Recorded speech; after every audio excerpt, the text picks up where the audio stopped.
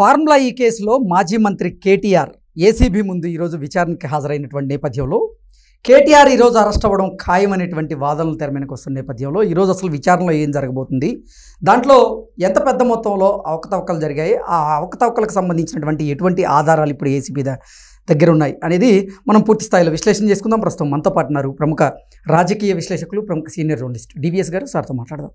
Sir నమస్తే. Sir నమస్తే. Formula even race కేసులో ఈరోజు మాజీ మంత్రి కేటీఆర్ గారు ఏసీబీ విచారణకి హాజరయ్యారు. అయితే ఏసీబీ విచారణకి హాజరైనటువంటి కేటీఆర్ని ఈరోజు అరెస్ట్ చేయడం ఖాయం అనేటువంటి వాదనలు తెరమీదకు వస్తూ ఉన్నాయి. ఏంటి సార్ అసలు ఏసీబీ అధికారుల చేతుల్లో ఈ కేసుకు సంబంధించినటువంటి ఎటువంటి ఆధారాలు ఉన్నాయి, ఎంత పెద్ద మొత్తంలో ఈ కేసులో అవకతవకలు జరిగాయి, ఏం జరగబోతుంది అసలు ఈ కేసులో? ఫ్యామిలీలో ఇప్పుడు ఈయన నాలుగో వ్యక్తి. ఇప్పుడు మొత్తం ఫ్యామిలీ వాళ్ళ విచారణలు ఎదుర్కొంటుందా? ఏదో మహేష్ బాబు సినిమాలో ఫ్యామిలీ ఉప్మా దీన్ని బతికేస్తున్నారండి. ఇప్పుడు ఇవాళ కల్వకుంట్ల కుటుంబం, కేసీఆర్ కుటుంబంలో మనం చూసాం.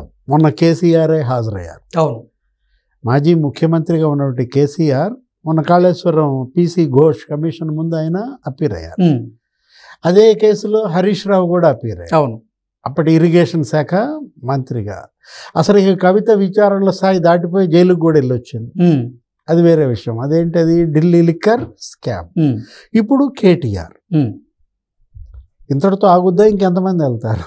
ఎగ్జాక్ట్లీ. ఇప్పుడు ఇవాళ కేటీఆర్ ఆయన మరి విచారణకి హాజరవ్వటం ఇది రెండవసారి సార్ ఆ ఏసీబీ కేసు. అవును. ఇప్పుడు ఈ కార్ రేస్లో అప్పట్లో ఏంటి మనం చూసాం, ఒక 55 కోట్ల స్కామ్ అంటున్నారు. ఇప్పుడు అరవింద్ కుమార్ అప్పుడు జీహెచ్ఎంసీ ఐఏఎస్ ఆయనే అప్రూవర్గా మారాడా? దానికి అసలు క్యాబినెట్ అప్రూవల్ లేదంటున్నారు. ఓకే. ఇప్పుడు బడ్జెట్ రిలీజ్ ఆర్డర్ అసలు ఫైనాన్స్ డిపార్ట్మెంట్ కన్సర్న్ లేకుండా నిధులు విడుదల చేశారంటున్నారు. విదేశీ కంపెనీలకి నిధులు వేశారంటున్నారు. దీనిలో మనీ లాండరింగ్ కూడా ఉందా? ఓకే, అంటే ఈడీ కూడా ఎంటర్ అవుతుందా? ఇప్పుడు ఏసీబీ కేసు ఒకవేళ ఇది నిజంగానే మనీ లాండరింగ్ కనుక అయితే ఇంతవరకు ఈడీ ఎందుకని దీనిపైన దృష్టి పెట్టలేదు? ఇప్పుడు అదేదో 55 కోట్లే అని అంటారు. వాళ్ళ సింపుల్ అమౌంట్ అని అనుకోవచ్చు సార్. అంటే దాంతో పోల్చుకుంటే కాళేశ్వరం అదంతా అది 1,00,000 కోట్లు. లేకపోతే ఛత్తీస్గఢ్ విద్యుత్ కొనుగోళ్ల ఒప్పందం, లేకపోతే ఇంకా విద్యుత్ ప్లాంట్లు భద్రాద్రి, యాదాద్రి, వాటిల్లో మరి 50,000 కోట్ల స్కామ్. ఇవన్నీ రేవంత్ రెడ్డి ప్రతిపక్షంలో ఉన్నప్పుడు వీళ్ళపైన చేసిన ఆరోపణలే. గమ్మత్ ఏంటంటే కృష్ణ, ఆంధ్రప్రదేశ్లో జరుగుతున్న విచారణలు ఇక్కడ జరుగుతున్న విచారణలకి తేడా ఉంది. అక్కడ సిట్, విజిలెన్స్, ఏసీబీ, ఈడీ అన్ని దర్యాప్తు సంస్థలు అక్కడ మామూలు స్పీడ్గా వెళ్ళటంలా. ఇక్కడికి వచ్చేసరికి ఎక్కడ రేవంత్ రెడ్డి ఇప్పుడు 1.5 year అయిపోయింది. కానీ అవినీతి కుంభకోణాలు గత పాలకుల పైన కేవలం ఆరోపణలు, ఈ మొక్కుబడి విచారణలేనా? అరెస్టులు ఏమన్నా ఉన్నాయా? ఉంటాయా? అక్కడ అరెస్టులు కూడా జరిగిపోతున్నాయి. నువ్వు మనం కంపేర్ చేసుకుంటే అంటే ఆంధ్రప్రదేశ్లో అప్పటి పాలకుల అవినీతి పైన జరుగుతున్న విచారణలు, అవినీతి నిగ్గు తెలుస్తున్న వైనం ఒక మద్యం మాఫియాయే చూడు. అక్కడ ఆల్రెడీ 7 జైల్లోకి వెళ్ళిపోయారు. ఎవరు? కసిరెడ్డి రాజు దగ్గర నుంచి నీకు జగన్మోహన్ రెడ్డి ఓఎస్డి కృష్ణమోహన్ రెడ్డి దాకా. కసిరెడ్డి రాజు గ్యాంగ్ నెట్వర్క్ వాళ్ళకు 4 వెళ్ళినట్టున్నారు. జగన్మోహన్ రెడ్డి గ్యాంగ్ ఆయన నెట్వర్క్ అదే ధనంజయ రెడ్డి, లేకపోతే కృష్ణమోహన్ రెడ్డి, బాలాజీ గోవిందప్ప.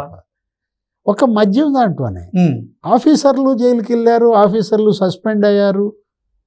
ఎవరు? ఆయన బేవరేజెస్ కార్పొరేషన్ వాసుదేవరెడ్డి కావచ్చు, మైనింగ్ కార్పొరేషన్ మరి వెంకటరెడ్డి కావచ్చు. ఇక్కడ ఏం జరుగుతోంది? ఇక్కడ అధికారుల పట్ల ఒక రకంగా, నాయకుల పట్ల ఒక రకంగా రేవంత్ రెడ్డి విచారణలో సాగుతున్నాయా ప్రభుత్వం? మనకు అర్థం కాని పరిస్థితి. ఏపీ వెళ్తున్నంత స్పీడ్గా అవినీతిపై విచారణలు రేవంత్ రెడ్డి తీసుకుపోలేకపోతున్నాడా? ఒక లాజికల్ ఎండకి చేరలేకపోతున్నాడా? ప్రజల్లో చర్చ. దానివల్ల ఏమవుతుంది? నీకు వాళ్ళ మీద సింపతి రావచ్చు. వాళ్ళంటున్న విమర్శలకి ఇది బలం చేకూరుస్తుంది. కక్ష సాధింపు అంటున్నారు కదా వాళ్ళు. ఇవాళ కూడా కేటీఆర్ ఏమన్నాడు? అదే అక్కడికి వెళ్తూ బీఆర్కే భవన్ ఆ విచారణకు వెళ్తూ బీఆర్కే భవన్ ఏమో కానీ అది మాత్రం ఇంకా విచారణల భవన్ అయి కూర్చుంది. ఏది ఈ విచారణలకే ఇప్పుడు ఆ భవన్ వాడుకుంటే బీఆర్ఎస్ నేతలను విచారించేందుకు వాడేటువంటి భవన్గా మారింది. బీఆర్ఎస్ ఎంక్వైరీ భవన్గా మారిందా బీఆర్కే భవన్ అనేది. ఇప్పుడు కేటీఆర్ ఏమన్నాడు, లై డిటెక్టర్ పరీక్షకు సిద్ధమా అని అడుగుతున్నాడు రేవంత్ రెడ్డిని. లై డిటెక్టర్ పరీక్షకి వెళ్దాం, నువ్వు వద్దు కానీ నేను వెళ్దాం, తేలిపోద్ది అంటున్నాడు. నీకు లై డిటెక్టర్ అనగానే అదేదో ఆలీ సినిమా గుర్తొచ్చింది. వాడు ఇట్లాగే బీప్ బీప్ అంటుంటాడు. సూపర్. ఇప్పుడు లై డిటెక్టర్ టెస్ట్కు నువ్వు సిద్ధమా అని కేటీఆర్ అంటే, ఆ చామ కిరణ్ కుమార్ రెడ్డి అంట, భువనగిరి ఎంపీ, ఆయన ఏమంటున్నాడు, అసలు డ్రగ్స్ టెస్టింగ్ సిద్ధమా అంటున్నాడు. అప్పుడు నువ్వు డ్రగ్స్ టెస్టింగ్ సిద్ధమా అని రేవంత్ రెడ్డి ఛాలెంజ్ చేసినప్పుడు నువ్వు ఎందుకు వెనక్కిపోయావంట. అది ఎప్పుడు ఇంకో కేసులే. అవును. అప్పుడు రేవంత్ రెడ్డి కేటీఆర్ అప్పుడు సవాల్ ఏంటి, నా వెంట్రుకలు ఇస్తా నీ వెంట్రుకలు ఇస్తావా, నా గోరిస్తా నీ గోరిస్తావా, ఆ డిఎన్ఏ టెస్ట్ డ్రగ్స్ తీసుకుంటున్నారు అనే దీంట్లో రేవంత్ రెడ్డి కేటీఆర్ని ఆ డ్రగ్స్ కేసులు అదేదో హీరోయిన్లు అంటావు నువ్వు మరలా రకుల్ రావు అని ఆ విమర్శల్లో ఆ రోజు నువ్వు సిద్ధపడి ఉన్నట్లయితే ఆ డిఎన్ఏ టెస్ట్కి డ్రగ్స్ కేసులో, ఇవాళ మరి మేము లై డిటెక్టర్స్ సిద్ధమా అని నువ్వు ఛాలెంజ్ చేయొచ్చు. ఆ రోజు నువ్వు పారిపోయినాడు, నువ్వు ఇప్పుడు ఇలా విమర్శిస్తావు, ఎలా ఛాలెంజ్ చేస్తావు అంటారు. ఇక్కడ ఇది అవినీతి. ఏది అది ఫార్ములా ఈ కార్ రేస్ అయినా, లేకపోతే కాళేశ్వరం ఆ కమిషన్ పీసీ ఘోష్ కమిషన్ అయినా, ఛత్తీస్గఢ్ విద్యుత్ కొనుగోళ్ల ఒప్పందం అయినా, గమ్మత్ ఏంటంటే కృష్ణ, ఆంధ్రప్రదేశ్లో అవినీతి కుంభకోణాలు అవి వేరు సార్. అవేంటి, అవి ఇలా వీటిపైన కాదు, అవి ఇసుక మైనింగ్, అదే వెంకటరెడ్డి సస్పెన్షన్ కేసు, లేకపోతే మద్యం, అదే ఏది ఇప్పుడు SIT special investigation team 7 arrest, ఇట్లా, లేకపోతే అక్కడ తిరుపతి లడ్డు దాని మీద ఒక సిట్టు, లేకపోతే మట్టి మాఫియా, గ్రావెల్ మాఫియా, వాటిపైన విజిలెన్స్ వాళ్ళ విచారణలు అలా సాగుతున్నాయి సార్. ఇక్కడికి వచ్చేసరికి మరి ఇసుక మద్యం జోలికి ఎందుకు వెళ్ళిన ఇంతవరకు రేవంత్ రెడ్డి? ఎగ్జాక్ట్లీ. ఇక్కడ ఇసుక లేదా?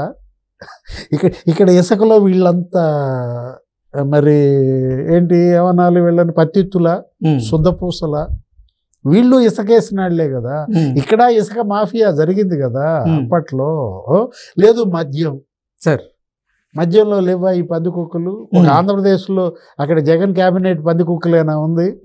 అప్పట్లో 10 ఏళ్ల మద్యం కుంభకోణం మరి కేసీఆర్ పాలనలో లేదా? ఓకే. ఏదైనా రేవంత్ రెడ్డి ప్రభుత్వం మాత్రం గత పాలకుల అవినీతి కుంభకోణాల విచారణలో ఒక స్పీడ్గా వెళ్ళటం లేదు, లోతైన దర్యాప్తు చేయడం లేదు, అంతా పై అవారమే నడుపుతున్నాడు అనే విమర్శ మాత్రం వస్తుంది.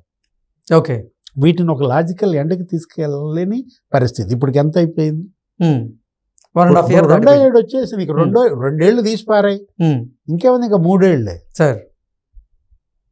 ఇంకా 2 ఏళ్ళు అయిన తర్వాత అసలు మాట్లాడే పనే లేదు. ఎలక్షన్ ఇయర్, లాస్ట్ ఇయర్, ఏ నిగ్గు తేల్చాలన్నా, ఎవరిని జైళ్లకు పంపాలన్నా ఇప్పుడు ఈ 3-6 నెలల్లోనే జరగాలి. నువ్వు అదేమంటే ఇవాళ కేటీఆర్ ఇంటికి వస్తాడా జైలుకి వెళ్తావా అంటావు. అంటే ఈరోజు ఏసీబీ విచారణ తర్వాత కేటీఆర్ని అరెస్ట్ చేయబోతున్నారు అనేటువంటి ప్రచారం అయితే పెద్ద ఎత్తున జరుగుతుంది. మరి దాని మీద ఏమంటారు సార్? అంటే కేటీఆర్ అరెస్ట్ చేసే సాహసం రేవంత్ చేస్తాడా? ఓకే. రేవంత్ రెడ్డిని వీళ్ళు జైల్లో పెట్టారు. గతంలో మనం చూసాం, డ్రోన్ ఎగరేసిన కేసులో కానివ్వండి, ఓటుకు నోటు కేసులో కానివ్వండి. అసలు డ్రోన్లు ఎగరేసాడు ఎవరో ఇంటి పైన, మరి కేటీఆర్ ఫామ్ హౌసా జన్వాడ, దానికే అతన్ని 20 రోజులు జైల్లో పెట్టారే. ఇది అవినీతి కుంభకోణం. ఇంకా ఒకవైపు ఏమో కవిత జైలుకి వెళ్ళింది. ఏది అక్కడ నరేంద్ర మోడీ కేంద్ర ప్రభుత్వం, లేకపోతే అక్కడ ఢిల్లీకి మరి అక్కడ మద్యం కేసులో అసలు అక్కడ ఆ పార్టీ కూలిపోయింది, అక్కడ ముఖ్యమంత్రి జైలుకి వెళ్ళిపోయాడు. అంటే కేంద్రం చేసినంత సాహసం రేవంత్ చేయలేడా? చేస్తాడా? ఈరోజు తేలిపోద్ది అనమాట. ఇప్పుడు ఏది ఈ విచారణలో మామూలుగానే మొన్న ఈటెల రాజేందర్ లాగా కాఫీ ఇచ్చి పంపిస్తారా? ఓకే 15 నిమిషాల్లో ఆయన మీద అప్పట్లో విమర్శలు వచ్చాయి. ఉమ్, ఈటెల రాజేంద్ర ఇవాళ లోపలికి వచ్చాడు, వెళ్ళాడు. ఉమ్, ఆ రావడానికి పట్టిన సమయంలో సగం కూడా లోపల లేడని. ఉమ్. అది కూడా 15 నిమిషాలు టీ దాగి వెళ్ళిపోయారు అన్నట్లుగా వచ్చింది. ఇవాళ కేటీఆర్ అంటే మీరు కేవలం గుడ్డగాల్చి ముఖాన్ని విసురుతానంటే కాదు. ఉమ్, ఇవాళ ఇది రేవంత్ రెడ్డి చిత్తశుద్ధికి ఇవాళ ఈ విచారణ కమిషన్లు ఇవి నిదర్శనం. ఓకే.